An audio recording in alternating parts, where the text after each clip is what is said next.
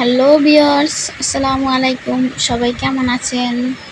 Newborn baby আসার জন্য আমার রুমের অবস্থা এবং আমার রুমের গাছের অবস্থা পুরাই বেহাল অবস্থা।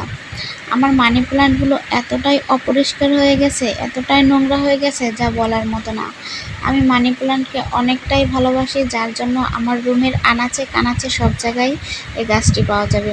কেউ কেউ তো বলে আমার রুমটা নাকি আমি জঙ্গল বানিয়ে রাখছি, কিন্তু আমি কিভাবে বুঝাবো এই জঙ্গলটাই যে আমার খুব পছন্দ। কিন্তু নিউবর্ন বেবি আসার জন্য আমি এই জঙ্গলগুলোর পরিচর্যা নিতে পারি না বললেই চলে। অনেক দিন হয়েছে এগুলোরে গোসল করানো হয়নি, স্প্রে করানো হয়নি, একদম ময়লা আবর্জনায় ভরে গেছে পাতাগুলো, মানে যা দেখার মতো না।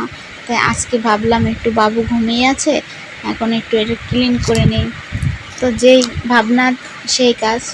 তো আপনাদের আমি আমার রুমের ভিউটা পরে দেবো এক সময়, যদি দেখতে চান অবশ্যই কমেন্ট করে জানাবেন।